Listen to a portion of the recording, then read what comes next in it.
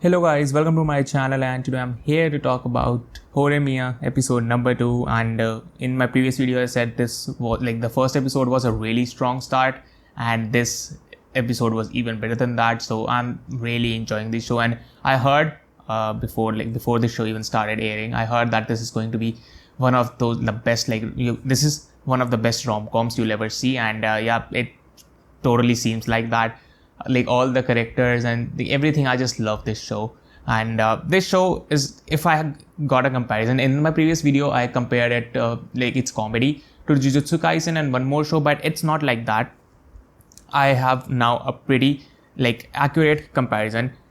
This show has the exact same comedy that Fruits Basket had, and I love that comedy. And this is the same comedy is here, but it's done even more often. So yeah, it's great. Like this, like Horimiya is, if Fruits Basket was a rom-com and Akito wasn't in it, and also if Fruit Basket was way funnier, this is like that would be a Horimiya. Like that is what Horimiya is to me. So I love this show. Like I love Fruits Basket, and it is a drama kind of show. This is like a rom-com, and the comedy, like it is exactly the same, and I genuinely enjoy this show a lot. And the best thing about this show, I mentioned it in the previous episode also, that all the characters, like they seem just genuinely nice people. Like I really love that fact about this show, because I'm gonna bring up this point again. Yeah, in most of the shows there gonna be people, some are like arrogant and some are like they back bitch, like that is like different kind of people. But here everybody's nice, and of course there are gonna be some people that are going to be coming later, I'm pretty much sure, or I'm not even sure at this point, because Horimiya is just way different. It's not the cliche kind of rom-com. So I don't know if I'm can't say I'm sure, but I think so. There might be some people that might come later on that might be kind of like that. But when it comes to the main cast, like hands down, this is some of the best main cast I've ever seen. Like they are just super fun to watch. And yeah, let's just talk about the episode. So like their relationship, like at first I thought that maybe like she admitted that she likes him in the previous episode, at the end of the previous episode, but that doesn't seem to be the case. They're still friends, and their relationship, whenever they are together on screen, is just like you are just rooting for them. Like if it was a harem and there were like, let's say, a few other options, like this is the couple you will be rooting for, because their relationship, they just mesh well together so good. Like they just mesh together so well. And I love both of them when they are on the screen. And also we were introduced to Hori's mom in this episode, and she is also such a fun character. Like I can't just stop talking about the characters in this show. Like all of them are so much fun to watch. And Toru, I was right about him. I told you that considering his character, he's not gonna like change the way he acts, and yeah, he's still the same Toru even after getting rejected. He is still the same Toru, and I love that thing also about the show. If it was any other show, I'm pretty much sure Toru would have not been like acting the same way as he usually does. I'm pretty much sure, but since this is Horimiya, it is the same way. Like it's kind of also like Kaguya-sama. The main cast, none of them are like, all of them are okay. I can't say for Chika, like she isn't totally a nice person, but the rest of the cast, they are still pretty good. But this is even one step ahead in terms of when being like nice. Like this is the kind of friend group I'd like to have. Like these are some of the best cast I've seen. I know I'm repeating myself a lot, but I just can't stop talking about them. But now let's finally talk about the episode. So this episode was mainly focused on Hori trying to get to know Miyamura's first name, and there were a lot of comedy scenes when like she was caught peeping in like the boys locker room, and there was one scene with Toru too. She's like, Toru, I needed some help with like Miyamura. I wanted to ask something about him, and he just ran away saying, my heart still hasn't healed from like your rejection, and just ran away. Like comedy is, it is just super good in this show. And Toru was also at the end of the episode was like, her birthday is coming, so I don't know what should I even gift her. Even like, I don't know, like I've got rejected, so I don't know if I should even give a gift or not.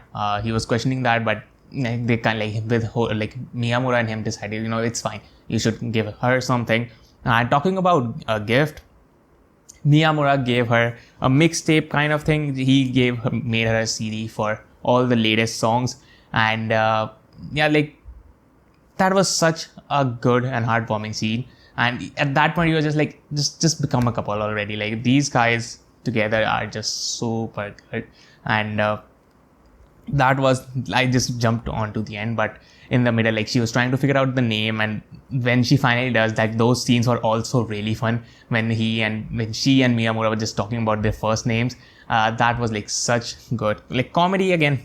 Horimiya, like it does it super well, and I don't know, this could be my favorite show for this season.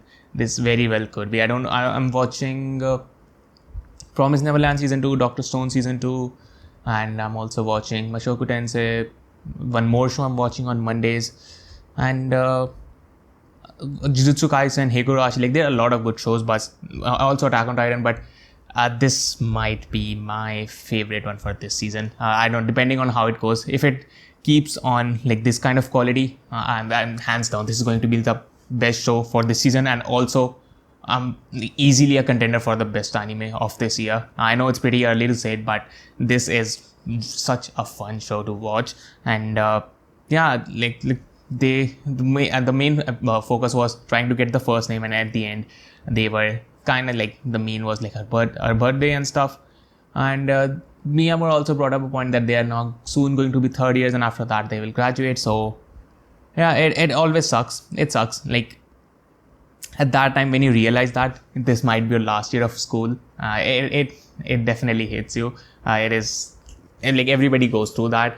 And definitely, like while you're in school, you might not miss it. Like you're not think that you're gonna miss school, but once it's over, that's when you realize, like after a year or so, you're like, I really do miss school. Like you're gonna realize it sooner rather than later. But yeah, there was kind of a low point to end the episode on, that's episode 2, but the rest of the episode was just super fun, comedy and chill. And I forgot to talk about the main, also one more plot about this episode, the student council one. I totally forgot, I don't know why, but let's just talk about that quickly.